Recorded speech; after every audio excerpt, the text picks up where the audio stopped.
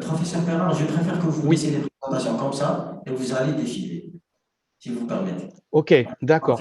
Donc là, comme, donc là, comme ça, donc vous voyez là. Très bien, Donc, c'est clair. Pas donc, la peine de même donc d'ajuster. ça, c'est la, donc ça, c'est la diapositive numéro 2. D'accord. Bon, bah, écoutez, on Très va bien. faire comme ça, hein. Je suis vraiment désolé. S'il y a Donc, un message. espérons que ça fonctionne. C'est bon, ça marche. Oui, ça marche très bien. Voilà. Et vous voyez bien la diapositive en totalité. Oui, oui. D'accord. OK. Donc, bah, écoutez, je vais reprendre comme ça. Du coup, donc je vous disais qu'un groupe sanguin rare, correspond en fait à une difficulté d'approvisionnement en produits sanguins. C'est-à-dire qu'on peut tout à fait avoir un phénotype qui est très rarement représenté dans la population, c'est-à-dire un antigène privé, par exemple présent chez moins de 1 de la population, mais c'est pas considéré comme stricto sensu rare puisqu'il n'y a aucune difficulté transfusionnelle. C'est pareil pour les variants ABO faibles. Heu, Ils sont très rarement retrouvés dans la population générale, mais c'est très facile de les transfuser puisqu'on peut recourir à du sang de groupe O. Nous avons une définition médico-légale de la rareté en France. Il s'agit d'un phénotype, dont la prévalence est inférieure à 4 pour 1000 dans la population générale, autrement dit moins de 1 sujet sur 250. Ce ne sont pas tous les pays qui ont ce type de définition. On a au moins la chance d'en avoir une, en France. Alors, il existe 3 contextes différents qui définissent un groupe sanguin rare. Je vais y revenir plus en détail par la suite. Le premier est l'absence d'expression d'un antigène de fréquence élevée dans la population générale. La deuxième définition est l'absence d'expression de plusieurs antigènes de prévalence équilibrée dans un même système de groupe sanguin. Et la troisième définition est l'absence de plusieurs antigènes de prévalence équilibrée dans plusieurs systèmes de groupe sanguin. Je vais y revenir plus en détail. Donc, la première définition est l'absence d'expression d'un antigène de prévalence élevée dans la population générale. Alors, comme vous le voyez sur ce graphique, en fait, il existe aujourd'hui 383 antigènes de groupe sanguin chez l'homme connus. Et parmi ces 383, si on regarde à la droite du graphique, vous en avez 179 qui sont de fréquence élevée, c'est-à-dire de fréquence supérieure à 99%. On appelle ça des antigènes publics. Et donc, il existe 179 antigènes publics actuellement connus chez l'homme. Ainsi, si un patient est dépourvu de l'un de ces antigènes, on va le qualifier de public négatif. Et donc, on peut dire aujourd'hui qu'il existe 179 groupes sanguins rares de type antigène public négatif. Il s'agit en fait de la définition la plus commune d'un groupe sanguin rare, c'est sujet public négatif. Et par exemple, le groupe sanguin rare VEL négatif est effectivement un groupe qui est particulièrement rare. La fréquence de l'antigène est de 99,96%. Autrement dit, il n'y a que 4 donneurs sur 10 000 qui sont compatibles. Et si vous devez un jour transfuser un malade qui présente un anticorps anti-VEL, cela représente un réel obstacle à la prise en charge transfusionnelle. Le risque le plus redouté est l'impasse transfusionnelle, qu'on appelle également un blocage transfusionnel. Voici quelques exemples de publics négatifs dans la population originaire d'Europe de l'Ouest. Il y en a des dizaines et des dizaines, donc je ne vais pas rentrer dans les détails. Les 4 les moins rares parmi les rares sont les phénotypes petit k-, Lutheran B-, YTA- et Colton A-, avec une prévalence de l'ordre de 2 pour 1000. Mais certains phénotypes sont beaucoup plus rares, comme par exemple le KPB négatif, hein, le KEL nul, qu'on retrouve particulièrement sur l'île de la Réunion, ou encore le TJA-.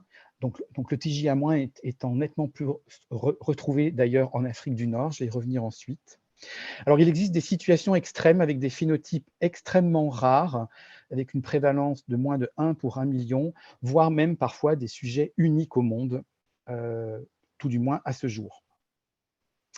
Alors, en Afrique du Nord, on retrouve des groupes sanguins rares qui diffèrent de ceux que l'on retrouve en Europe de l'Ouest, en termes de prévalence en particulier. Donc, l'un des groupes sanguins qui est les plus redoutés est le groupe sanguin rare TJA-, qu'on appelle également le petit p.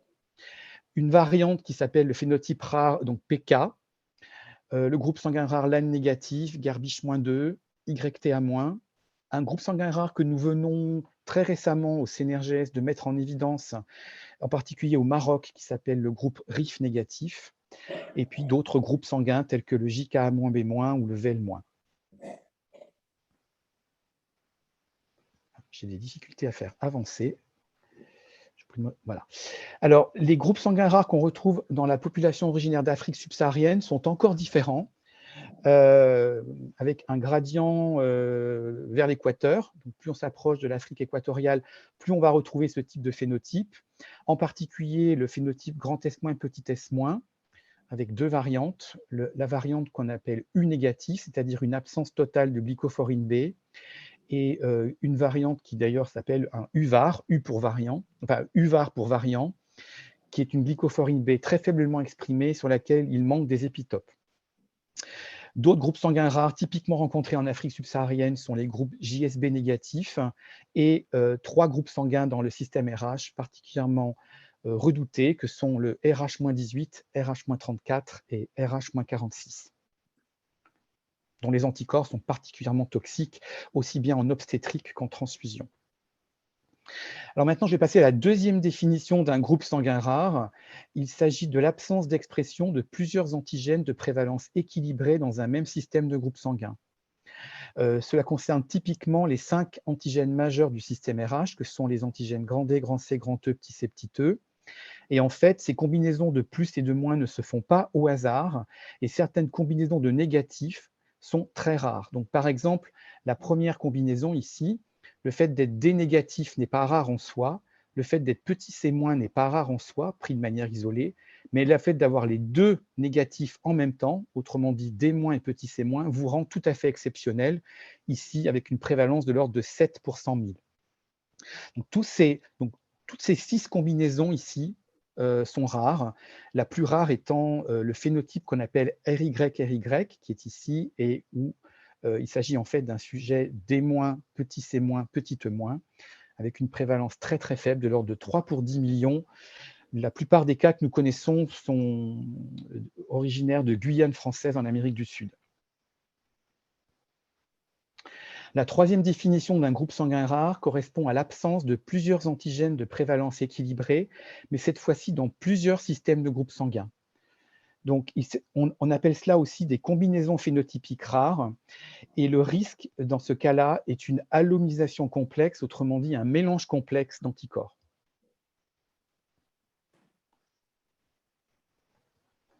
Je suis désolé par toutes ces notifications sonores qui viennent de notre serveur de l'EFS. Alors voici un exemple de combinaison phénotypique rare.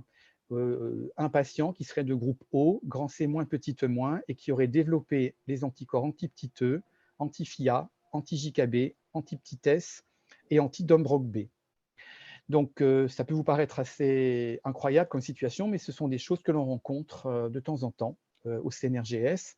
Et donc, pour transfuser un tel patient, il faut lui donner du sang qui respecte l'ensemble de ces marqueurs, autrement dit du sang O, petit e-, du FIA-, JKB-, petit s- et Dombrock B-. Donc, j'ai fait le calcul pour vous de la fréquence de donneurs compatibles et on tombe à une valeur de 1,7 pour 100 000, ce qui est très peu, et qui finalement correspond quasiment à la même difficulté que de transfuser un patient qui aurait un phénotype public négatif. Je vais maintenant passer aux analyses spécialisées de laboratoire, qui sont un élément essentiel dans la prise en charge des patients présentant un groupe sanguin rare. Alors bien sûr, on le fait sous 3 versants. Le versant sérologique, avec la recherche d'anticorps anti-érythrocytaires, en particulier pour caractériser la spécificité des anticorps antipublics ou des mélanges complexes d'anticorps, voire les deux en même temps. De temps en temps, nous avons à la fois un anticorps antipublic, plus derrière des anticorps courants en plus ou moins grand nombre. Donc tout ceci peut devenir particulièrement complexe et il faut avoir à disposition des panels de globules rouges adaptés avec un maximum d'hématie informative. Bien sûr, on est également aidé par le phénotypage avec des réactifs commerciaux ou développés en interne, issus de patients déjà immunisés.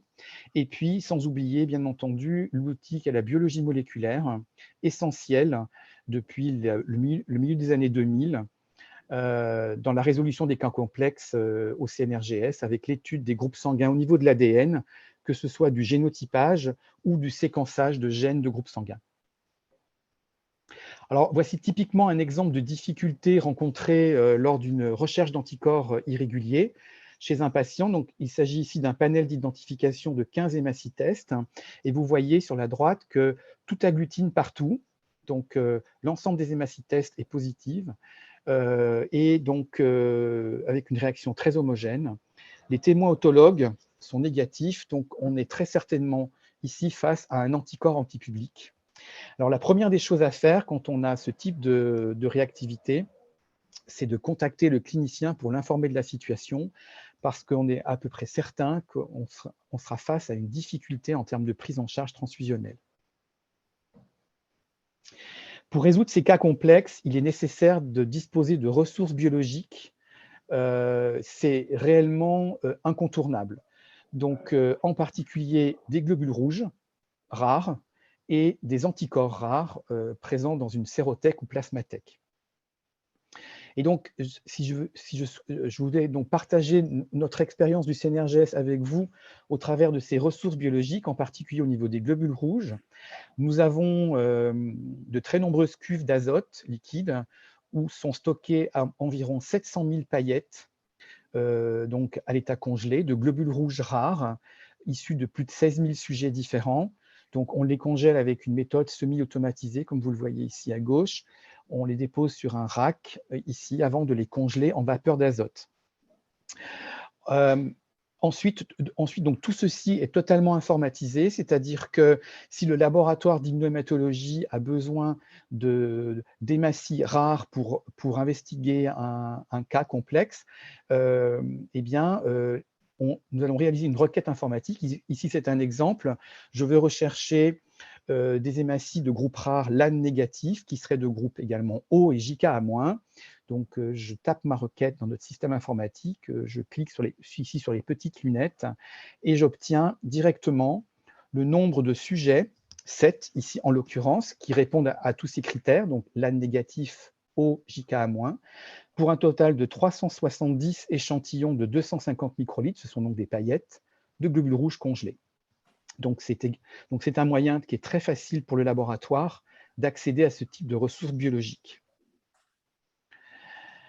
Également, la même chose pour la plasmathèque ou la sérothèque, où nous avons dans de très nombreux congélateurs à moins 80 degrés donc des prélèvements de plasma ou de sérum rares, issus pour la plupart donc de patients, voire de donneurs. Et donc, ceci est également informatisé et nous pouvons à tout moment aller rechercher le réactif qui nous intéresse pour étudier le cas complexe en question. Nous avons un peu plus de 150 sources d'anticorps de spécificité rare dans notre sérothèque. Donc, encore une fois, la biotech, la sérothèque, c'est vraiment le réacteur du CNRGS. Sans cela, on ne pourrait pas travailler. Et donc, c'est absolument indispensable de la faire vivre. Je voulais également partager avec vous l'intérêt de la centralisation des analyses dans un laboratoire de référence pour les cas complexes à travers l'expérience du CNRGS. Donc, nous recevons des prélèvements qui proviennent de l'ensemble du territoire, c'est-à-dire de France continentale, mais également des départements d'outre-mer, mais pas que. On reçoit également des prélèvements de nombreux autres pays, en particulier d'Europe, d'Afrique, en particulier d'Afrique du Nord, du Canada, du Moyen-Orient et parfois même de bien plus loin encore. Et le fait de drainer à la fois des échantillons de l'ensemble de la France, mais également d'autres pays, permet de renforcer notre expertise tout en augmentant la diversité de nos ressources biologiques. Donc, c'est vraiment fondamental. Maintenant, je vais vous parler des ressources en produits sanguins rares. Et je voulais partager avec vous, en premier lieu, la définition de l'OMS concernant la sécurité transfusionnelle. C'est une définition que je vous encourage à bien lire et relire parce que chaque mot compte et est réellement très important. La sécurité transfusionnelle veille à ce que toute personne ait accès à du sang et des produits dérivés aussi sûrs que possible, disponibles à un prix raisonnable, en quantité suffisante, pour couvrir les besoins de tous les patients. Donc, d'un point de vue éthique, et comme d'ailleurs dans toute autre discipline médicale, tout patient est ainsi en droit d'attendre un accès équitable au traitement et aux soins liés à la transfusion sanguine. Et donc, malgré toutes les difficultés qu'on peut bien imaginer quand on a affaire à un patient qui présente un groupe sanguin rare, on se doit d'être aussi efficace et sûr que possible par rapport à l'approvisionnement en produits sanguins euh, que, que pour un patient classique. Alors, c'est facile à dire, c'est beaucoup plus difficile à mettre en œuvre, je vous l'accorde. En fait, on peut voir vraiment les groupes sanguins rares comme un réel enjeu de santé publique. Si on prend l'exemple de la France, nous avions estimé environ 800 000 à 1 million de personnes qui présenteraient un groupe sanguin rare en France, donc à la fois en France continentale et dans les départements d'outre-mer. Nous n'en connaissons finalement qu'environ 3% au CNRGS. C'est vraiment la partie émergée de l'iceberg. Alors, pour avoir accès à du sang rare, bien évidemment, en principe, on passe toujours par un laboratoire de référence en immunohématologie qui va faire lui-même cette requête. Mais juste pour vous donner un ordre d'idée, la première des pistes, ce sont les registres de donneurs de sang rare. Alors, il existe des registres de donneurs nationaux, comme en France, au Royaume-Uni, aux Pays-Bas, des registres multinationaux, en particulier un qui regroupe l'Allemagne, la Suisse et l'Autriche, que je vous ai mis ici en référence. Des registres qui sont beaucoup plus larges, les registres internationaux, en particulier le registre européen qui est maintenu par le Conseil de l'Europe.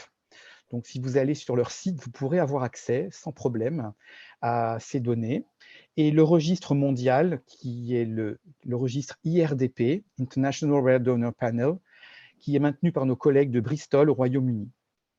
En fait, en dehors de ce dernier et des registres nationaux, mais le registre européen et le registre allemand, suisse et autrichien sont accessibles à tout un chacun. Il n'y a pas de nécessité d'avoir un code d'accès pour y aller sur Internet.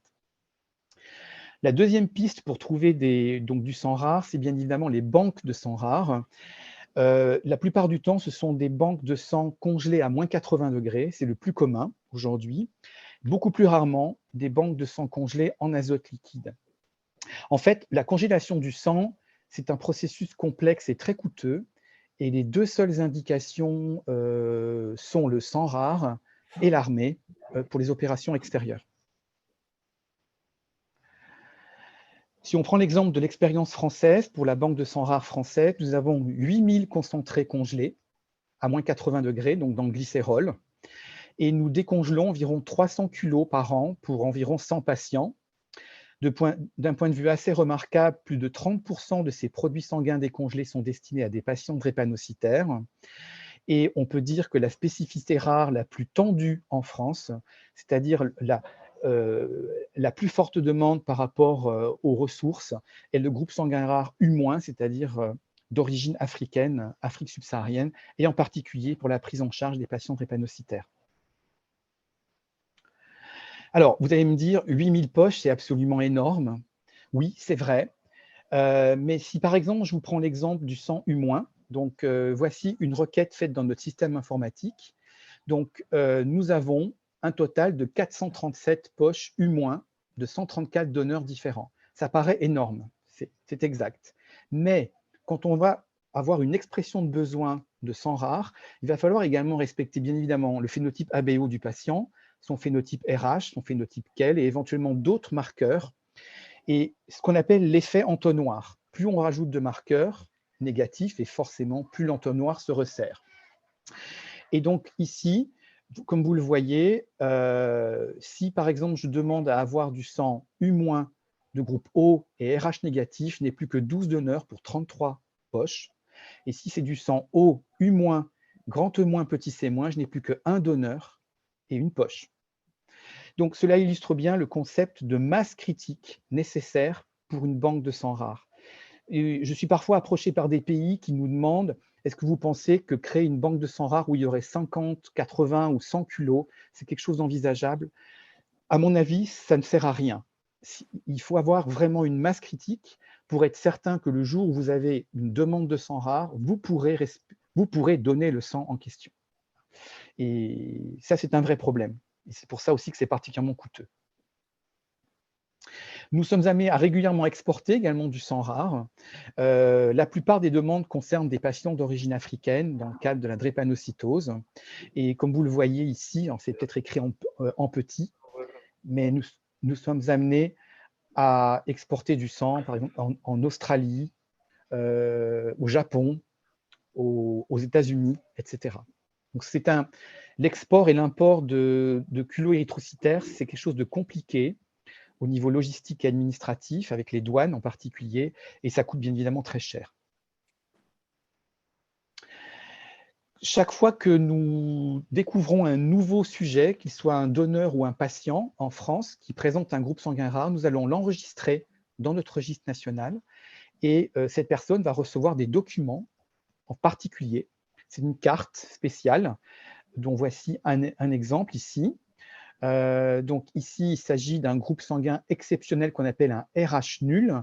Attention, ce n'est pas un RH négatif. Un RH négatif, il serait ici plus 4, plus 5, c'est-à-dire qu'il présenterait les antigènes petit c et petit e. Là, vraiment, il n'y a aucune protéine RH chez ces sujets. Et voilà donc un exemple de carte. Et on y adjoint, bien sûr, donc ça, c'est le recto de la carte avec le numéro de téléphone 24 heures sur 24 du CNRGS en cas de besoin. Et on ajoute également une lettre d'accompagnement, je ne vais pas vous la lire en entier, je n'ai pas le temps, mais juste qui précise qu'on incite ces personnes à donner leur sang, qui sera congelé, et puis à prévenir leur médecin traitant et en cas d'hospitalisation, le personnel médical susceptible de les prendre en charge. C'est vraiment très important. Et on les encourage à bien garder ces documents sur eux en permanence. Ce groupe sanguin RH nul est sans aucun doute l'un des groupes rares les plus convoités au monde, puisque c'est le sang universel pour le système RH. Donc, tous les groupes rares du système RH peuvent être transfusés avec du sang RH nul. Et notre donneur, nous avons un seul donneur actif en France, qui d'ailleurs habite en Suisse, à Lausanne, et qui régulièrement traverse la frontière pour venir donner son sang. Il est plus facile d'importer le donneur que d'importer la poche. Et ce donneur a été qualifié par un journaliste anglais de « The Man with the Golden Blood », puisqu'effectivement, il existe moins d'une dizaine de donneurs actifs dans le monde qui présentent un tel phénotype. Quand une demande de sang rare est exprimée, voici comment ça se passe en France. Donc, la demande de sang rare est exprimée, bien sûr, par le secteur hospitalier, avec un relais à l'établissement français du sang. Nous sommes contactés au CNRGS, donc 24 heures sur 24, 7 jours sur 7, avec ce numéro d'urgence. Si la demande est acceptée, eh bien, à ce moment-là, on monte le dossier complet et on va donner l'ordre de décongélation à la banque de sang rare. Il faut à peu près 2 heures, 2 heures et demie pour décongeler des produits. Et ensuite, ces produits vont être acheminés à destination au lit du patient, soit par véhicule léger, soit par train, soit par avion. Tout va dépendre de la destination. C'est un processus logistique complexe qui doit être disponible 24 heures sur 24. Je voulais également vous partager quelques éléments concernant le rôle de l'ISBT dans le cadre de ces programmes sang rare. Et donc, il existe un groupe de travail à l'ISBT qui s'appelle Rare Donors. Vous pouvez consulter leur site sur Internet. C'est un groupe de travail qui est vraiment très actif et qui propose beaucoup de choses sur son site pour ceux que ça intéresse. Donc, je vous encourage vraiment à y aller. Et donc, ce groupe de travail a pour but de favoriser des collaborations internationales dans le cadre de l'approvisionnement en sang rare. Et en gros, c'est de faciliter aussi les échanges de produits. Sur leur site, vous avez également beaucoup de ressources à la fois éducatives, on va dire plutôt éducationnelles, des webinars, des webcasts, et puis également des références scientifiques, des présentations de programmes sang rare issus de différents pays. Donc voilà. Je vous encourage vraiment à y aller. Alors, l'avant-dernière partie de ma présentation, c'est l'approche technologique. Donc ça concerne les pays qui ont mis en place des banques de sang rare. Il faut bien évidemment maîtriser le processus de cryopréservation des concentrés de globules rouges. On ne s'improvise pas spécialiste en congélation, décongélation de produits à usage thérapeutique. C'est une expertise réelle. Donc cette congélation se fait en milieu glycérol. On stocke les poches à moins 80 degrés. La décongélation se fait avec des appareillages donc spécifiques, ici en photo, en circuit clos ou en circuit ouvert. Et puis, il faut bien sûr faire des contrôles de qualité sur les concentrés décongelés, en particulier la mesure de la quantité de principe actif, c'est-à-dire l'hémoglobine, la mesure du glycérol résiduel, qui est un produit toxique, donc il ne faut pas qu'il reste de glycérol, et puis le degré d'hémolyse. La congélation-décongélation est un processus agressif pour le globule rouge, donc on a toujours une hémolyse, et donc on a une perte en principe actif qui est quand même relativement significative. Bien évidemment, les aspects organisationnels et logistiques, il faut pouvoir décongeler à toute heure du jour et de la nuit, avec un environnement logistique très fort pour pouvoir envoyer les produits à tout moment du jour et de la nuit et vers toute destination. Et bien sûr, dans le respect strict de la chaîne du froid, y compris pour un départ en avion. Enfin, je vais aborder l'approche médicale, et en particulier tout ce qui tourne autour du conseil transfusionnel et de la gestion de la rareté des ressources. Ce sera forcément très court, hein, ça pourrait être une présentation en soi. Bien évidemment, il faut anticiper le plus en amont possible les besoins, puisque les délais vont être beaucoup plus longs pour obtenir du sang, y compris quand on décongèle, que par rapport à une situation classique. Il faut tout mettre en œuvre pour respecter le phénotype étendu du patient, parce qu'il faut éviter d'aggraver la situation en entraînant une allonisation supplémentaire et donc le risque induit d'une future impasse transfusionnelle. Comme je vous l'ai dit tout à l'heure, le rendement est moindre. En fait, on a une perte de quantité de principe actif dans les poches décongelées. Donc, il faut aussi anticiper le fait qu'il ne faudra peut-être pas une poche, mais deux, pour assurer la transfusion du malade. Le sang en phase liquide, c'est-à-dire la convocation de donneurs de sang rares dans un registre, c'est certes beaucoup plus séduisant. Il n'y a pas de banque de sang rare nécessaire. Et puis, le produit a une péremption de 42 jours, mais il faut mobiliser le donneur. Il n'est pas forcément disponible. Et il faut avoir le temps de qualifier et de préparer les produits sanguins. Et ça peut prendre au minimum 48 heures. Ce n'est pas toujours compatible avec la prise en charge clinique du patient. Et puis, il y a des anticorps qui sont jugés d'intérêt clinique modéré à modeste. Alors, c'est en particulier les anticorps anti-Gerbich 2 et anti-YTA, qu'on rencontre d'ailleurs tout particulièrement dans le bassin méditerranéen. Et même cela, on encourage toujours le fait, dans la mesure du possible, de recourir à du sang compatible, parce qu'on manque parfois de recul. Il faut être prudent. J'insiste sur une notion très importante qui est le concept de réunion de concertation pluridisciplinaire à mettre en œuvre pour les cas les plus complexes, en particulier quand il y a peu de ressources disponibles en produits sanguins et un risque hémorragique élevé. Cela permet à tous les acteurs qui prennent en charge le patient d'avoir le même message au même moment, de diffuser un compte-rendu écrit à toutes les parties et qui sera inclus dans le dossier du patient. Nous faisons énormément de RCP au CNRGS, plusieurs par semaine, pour les cas les plus complexes. Et d'ailleurs, nous avions présenté en 2019, lors d'un congrès de la SFTS à Nantes, le rôle essentiel de ces RCP dans la prise en charge des patients en situation complexe. Enfin, il nous arrive parfois de devoir transfuser du sang incompatible. C'est vraiment la situation la pire qu'on puisse imaginer, mais cela peut arriver pour tout un tas de raisons. Et à ce moment-là, on va proposer une prophylaxie médicamenteuse à mettre en place le plus tôt possible avant la transfusion ou au moment de la transfusion, à base d'un bolus de corticoïdes, à renouveler 24 heures plus tard, et en même temps, idéalement, de rajouter des IgIV polyvalentes à une dose de 1 g kg, ou tout du moins une dose minimale de 0,4 g kg. Enfin, il existe un test de prédiction de l'intérêt clinique des anticorps in vitro. Ce test s'appelle le test MMA, le Monocyte Monolayer Assay.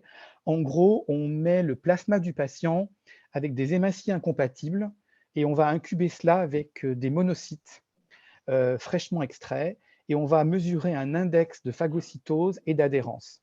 Et plus cet index est élevé et plus on va prédire l'anticorps comme étant toxique. Alors, c'est un test qui fonctionne bien, mais il n'est pas du tout adapté à l'urgence, puisqu'il est très long à réaliser. Il y a très peu de laboratoires qui le réalisent dans le monde. Actuellement, nous le faisons sous-traiter en Suisse. On va le mettre en place en France prochainement. Et puis surtout, si l'anticorps est considéré comme étant non cliniquement significatif, que la transfusion se passe bien, il faut renouveler le test après chaque transfusion incompatible, puisque l'anticorps peut changer en termes d'affinité, en termes de titre et donc de toxicité. Pardon, excusez-moi. Voilà. Et je termine, ce sera mes 2 dernières diapositives, par un exemple de solidarité internationale. Dans le domaine du sang rare, on peut être amené parfois à vraiment faire appel à vraiment une chaîne et au travers du réseau mondial sang rare. Donc, ceci concernait un patient qui vivait sur l'île de Wallis et Futuna, en Polynésie française, donc c'est vraiment extrêmement loin, au large de la Nouvelle-Calédonie. Ce patient présentait un groupe sanguin rare JKA-B- avec un anticorps antipublic anti-JK3 particulièrement toxique. Et il avait un phénotype qui n'était pas très sympathique puisqu'il était de groupe O, du Phi B- et grand S-. Et ce patient était en attente d'une greffe cardiaque. Et l'équipe clinique avait dit « Nous ne pourrons pas considérer la mise en place prioritaire sur la liste des greffons tant que nous n'aurons pas au minimum 15 à 20 poches à disposition. » Donc, on a pris notre souffle. Et donc, nous avons engagé des recherches au niveau mondial et nous avons pu obtenir 17 poches JK-B-, 2 collectées en Finlande, 6 en Nouvelle-Zélande. Donc, on a fait acheminer, bien sûr, donc par avion depuis la Nouvelle-Zélande, ça n'a pas été rien. 3 ont pu être collectées en France et nous avions 6 poches congelées à la banque de sang rare. Et donc, la greffe cardiaque a pu être réalisée pour ce patient. Il me reste à terminer par quelques remerciements rapides. Tout d'abord, bien sûr, tout le personnel du CNRGS et de la Banque nationale de sang rare pour leur engagement et leur motivation au quotidien pour la prise en charge de tous ces patients complexes, les donneurs de sang rare et également, bien sûr, vous-même pour votre attention. Merci beaucoup. Merci.